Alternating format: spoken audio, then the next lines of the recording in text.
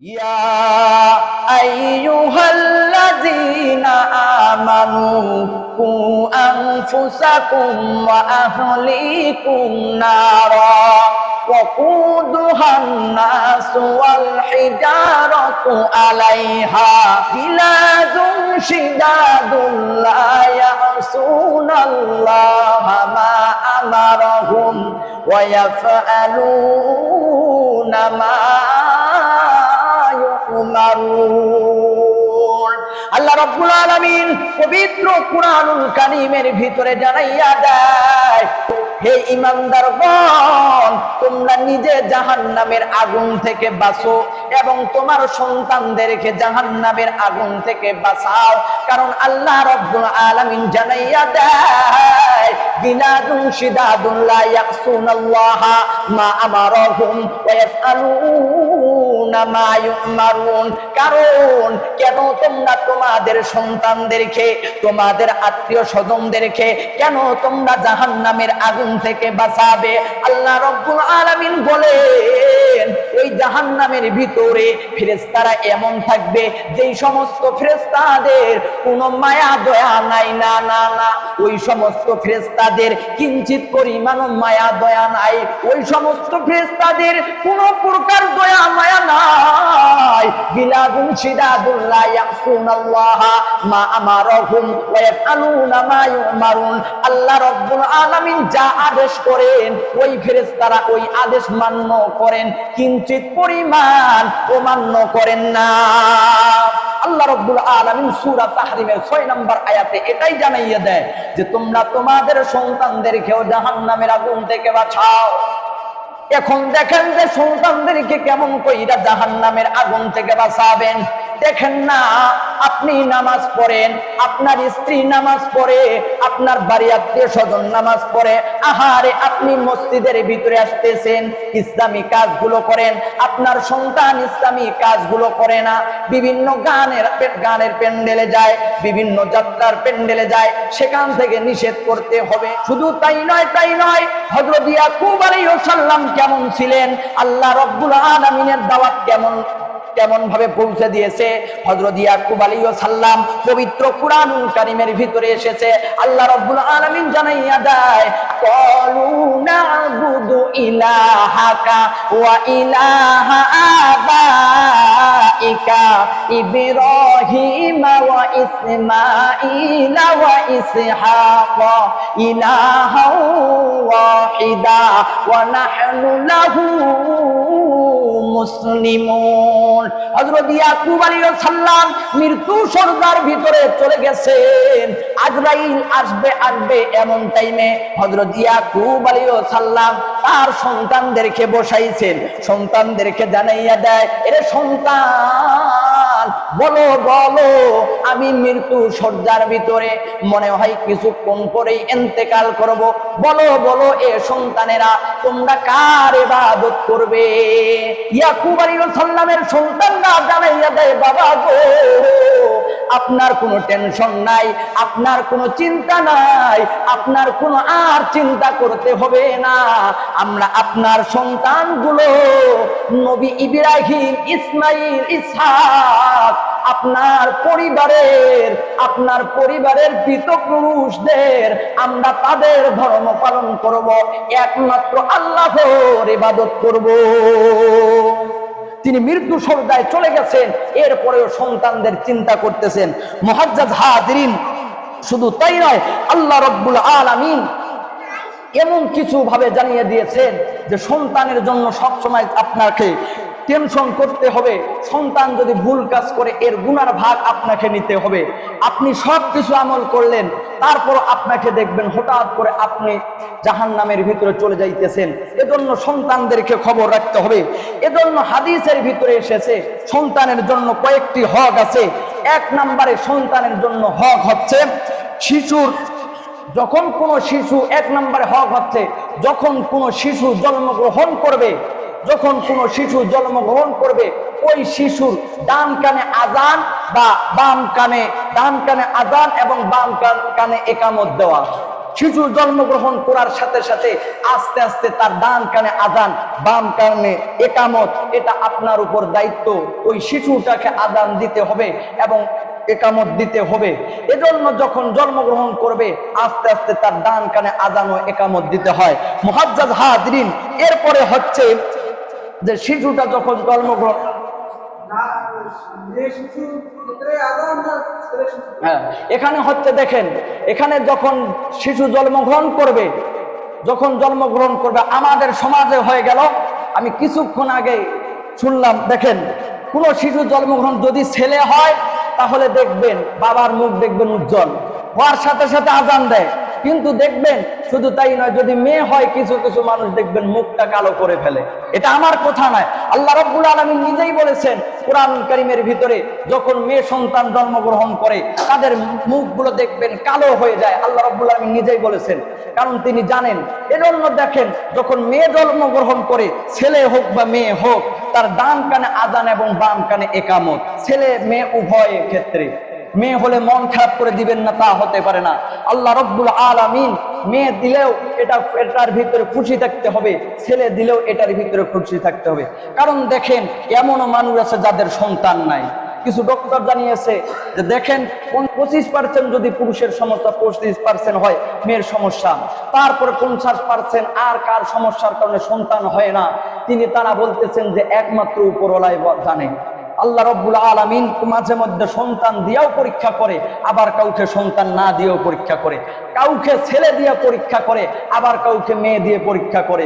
যে কোনো সন্তান হলো, মন খারাপ করলেন, সেটা আল্লাহ রাব্বুল আলামিনের দায়িত্বের উপরে, হুকুমের উপরে আপনি হাত তুললেন। মুআজ্জাজ হাজরিন, এরপরে হচ্ছে সন্তান জন্মগ্রহণ করার পরে 7 দিন পরে তার মাথা মুন্ডানো, তার মাথা কামানো। আমাদের সমাজের ভিতরে যেটা মাথা কামানো হয়, সন্তান জন্মগ্রহণ করার পরে তার মাথা কামিয়ে দেওয়া। যদিও আমরা দেখি যে যদি কামাইলে সমস্যা হয় নাকি, না, আল্লাহ রাব্বুল আলামিন ভালোই জানেন। তার মাথা কামিয়ে দেওয়া এটা সুন্দর নিয়ম।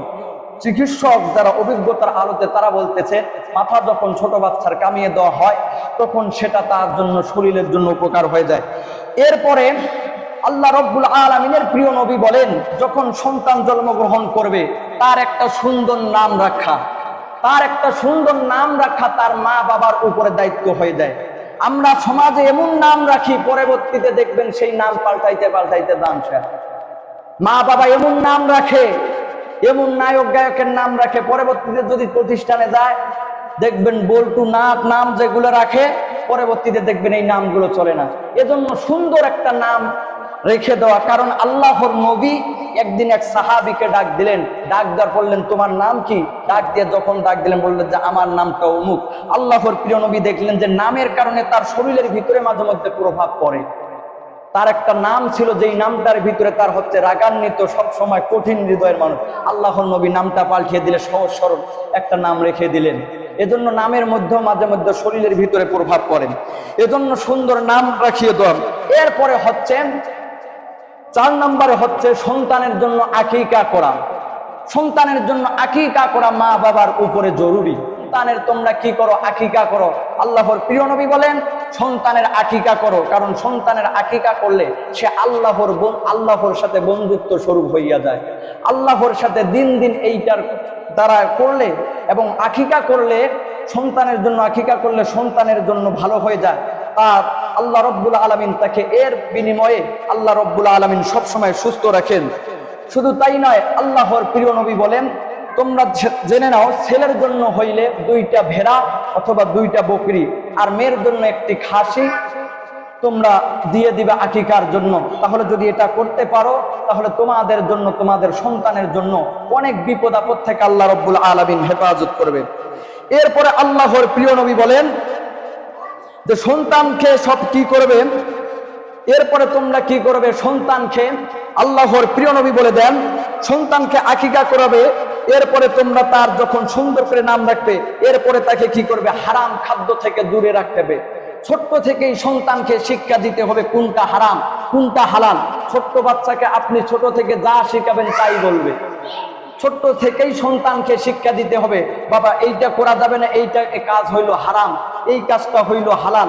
যদি যা শিক্ষা দিবেন মায়ের কাছ থেকে, আপনাদের কাছে একদিন গল্প শুনাইছি, যেই ছোট্ট বাচ্চাটা পেশাব করে এখনো ঢিলা নিতে হয় এর কিছু জানে না, ওই বাচ্চাটা মায়ের কাছে থাকতে থাকতে তার মা হাফেজা হওয়ার কারণে সে হাফেজ, কিছু বুঝে না, কিন্তু কোরআনের আয়াত বললে ঠাস ঠাস করে প্রত্যেকটা আয়াত কোন জায়গায় কত পৃষ্ঠায় আছে সবকিছু বলতে পারে। এজন্য নিয়ম হচ্ছে ছোট্ট বাচ্চাকে ছোট্ট থেকেই তাকে হারাম হালাল সম্পর্কে জানিয়ে দেওয়া। এভাবে যখন বড় হয়ে যাবে সে পরবর্তীত হারাম হালাল সম্পর্কে বেঁচে থাকবে। এরপরে নিয়ম হচ্ছে মিথ্যা পরিহার করা। সন্তানের উপরে আপনার দায়িত্ব হচ্ছে মিথ্যা কথা তার সামনে বলা যাবে না। আমরা অনেক সময় সন্তানকে যে মিথ্যা কথা বলি, যদি রাগ হয়ে থাকে দেখবেন মিথ্যা অনেক কিছু বলি, মিথ্যা খাবারের লোভ দেখাই, মিথ্যা অনেক কিছু বলি, দেখবেন হাতের ভিতরে কিছু নেই, তাকে ধোকা দেই যে দেখো না, দেখে যে হাত ফাঁকা কিছু নেই। এইরকম ভাবেও করা যাবে না। আল্লাহর প্রিয় নবী বলেন এইরকম করলে ছোট্ট থেকে সে একটা শিক্ষা গ্রহণ করে, ধোকাবাজি একটা মিথ্যা গ্রহণ করে, তখন পরবর্তীতে সে এরকম হয়ে যায়। এরপরে হচ্ছে আল্লাহর প্রিয় নবী বলেন সন্তানকে দিন শিখানো। সর্বপ্রথম হচ্ছে সন্তানকে দিন শিখানো। আপনার ছেলে মেয়ে যা কিছু হবে, জজ ব্যারিস্টার এমপি মন্ত্রী যা কিছু হবে, কিন্তু সর্বপ্রথম আপনার আমার মায়ার নবী বলেন সন্তানকে দিন শিক্ষা দিবেন। সন্তানকে যদি দিনের কিছু বুঝ দিয়ে দেন, তাহলে এই দিনের বুঝ থাকলে সে যখন বড় বড় চেয়ারের মধ্যে বসবে সে কোনোদিন মিথ্যা কথা বলবে না, সুদের টাকা ঘুষের টাকা বিভিন্ন প্রকার মানুষের উপরে, গরিব মানুষের উপরে জুলুম করবে না। এজন্য সন্তানকে দিন শিক্ষা দেওয়া। এরপরে আল্লাহর প্রিয় নবী বলেন যখন সন্তান তোমাদের কাছে হয়ে যাবে, বড় হয়ে যাবে, আল্লাহর প্রিয় নবী বলে দেন তোমরা জেনে নাও, তোমরা ভালো করে জেনে নাও, সন্তান যখন বড় হয়ে যাবে আওলাদাকুম বিসসালাহ ওয়া হুম আবনাউ সাবআ সিনিন ওয়াদরিবুহুম আলাইহা ওয়া হুম আবনাউ আশারিন ওয়াফাররিকু বাইনাহুম ফিল মাদাজ। আল্লাহর প্রিয় নবী বলে দেন যখন সন্তানগুলো তোমাদের থেকে, সন্তানগুলোর বয়স যখন 7 বছর হইয়া যাবে, যখন সন্তানগুলোর বয়স 7 বছর হইয়া যাবে, তখন সন্তানগুলোকে তোমরা প্রত্যেকটা সন্তানকে তোমরা নামাজের আদেশ করবা। প্রত্যেক তোমাদের সন্তানগুলোকে নামাজের তাকিদ দিবা 7 বছর থেকে। এরপরে আল্লাহর প্রিয় নবী বলেন যখন 10 বছর হয়ে যাবে, নামাজ পড়তে না গেলে, যখন খারাপ কাজের মধ্যে যাবে, তখন তোমরা এর জন্য হাতের মধ্যে বেত নাও, হাতের মধ্যে বেত নিয়ে সামান্য পরিমাণ মারো, সামান্য পরিমাণ আঘাত করো, যাতে সে ভয় করে। ওয়াদরিবুহুম, আল্লাহর প্রিয় নবী বললেন শুধু তাই নয়, যখন 10 বছর হয়ে যাবে ওয়াফাররিকু বাইনাহুম ফিল মাদাজি, এবং তোমাদের সন্তানগুলোর বিছানা আলাদা করে দাও, তোমাদের সন্তানগুলোর বিছানা পৃথক পৃথক করে দাও যখন 10 বছর হয়ে যাবে। মুহাজ্জাজ হাজিরিন, শুধু তাই নয়, আল্লাহর প্রিয় নবী আরেকটা কথা বলে দেয় যখন সন্তানগুলো তোমার অধীনস্থ থেকে যখন তোমাদের কাছে উপযোগী হইয়া যাবে, তোমাদের কাছে যখন মনে হইয়া যাবে, তখন তোমরা তাদের জন্য বিয়ে শাদীর ব্যবস্থা করে দাও। বিয়ে শাদীর ব্যবস্থার জন্য কি করতে হবে? মুসলমান ইমানদার হাদিসের আলোতে বলতেছি, আল্লাহর প্রিয় নবী বললেন বিয়ে শাদীর ব্যাপারে সব সময় তোমরা দিনদারিত্ব সব সময় তালাশ করো, বিয়ে শাদীর ব্যাপারে সব সময় দিনদারিত্ব তালাশ করো। বিয়ে শাদীর ব্যাপারে সব সময় যখন বিয়ে শাদীর কারো কাছে নিয়ে যাবেন, সব সময় পরিবারের ভিতরে দেখবেন ওই পরিবারের ভিতরে কতটা দিন মানে, কতটা ইসলামকে মানে। যদি সমাজের ভিতরে আজকে দিন দেখতো, ধন সম্পদ বাদ দিয়া যদি দিন দেখতো, কোন সমাজের ভিতরে আজকে বারে বারে সোনার বাংলাদেশে মেয়েদেরকে যে জুলুম নির্যাতন করা হচ্ছে, সোনার বাংলাদেশে একটাও জুলুম নির্যাতন করা হতো না যদি সোনার বাংলাদেশে সর্বপ্রথম দিন দেখতো। দিন দেখলে এমনিতে মানুষের ভিতরে ভালো হৃদয় পাওয়া যায়, দিন যার ভিতরে নাই, তার মন নাই, সে টাকার জন্য সব কিছু করতে পারে। এজন্য আল্লাহর প্রিয় নবী বললেন বিয়ে শাদীর ব্যাপারে সব সময় তোমরা দিনদার তালাশ করো। মেয়ে এবং ছেলের জন্য ভালো করে জেনে নাও, তোমরা দিনদারিত্ব যদি তালাশ করে নাও, দিনদারিত্ব মেয়ে ছেলের ব্যাপারে, মেয়েটাকে বিয়ে দিতেছেন, দিনদারিত্ব খুঁজেন, দিনের বুঝ কতটুকু আছে, দিনের জ্ঞান কতটুকু আছে, তাহলে দেখবেন পরবর্তীতে আপনাকে আর কষ্ট করতে হবে না, আফসোস করতে হবে না। আল্লাহর প্রিয় নবী বলেন, তোমরা জেনে নাও ছেলেটাকে যখন তোমরা বিয়ে দিবা তখন তোমরা দিনদারিত্ব তালাশ করো, যখন দেখবা দিনদারিত্ব আছে তার ভিতরে মানুষত্ব বলে আছে। এজন্য মুহাদ্দাস হাজরিন, যা বলেছে আল্লাহ রব্বুল আলামিন আমাদের সকলকে যেন পালন করার জন্য তৌফিক দান করে দেন। আল্লাহ রব্বুল আলামিন আমাদের সকলকে যেন সবকিছু মেনে চলার জন্য তৌফিক দান করে দেন। সকলে বলি আল্লাহুম্মা আমিন।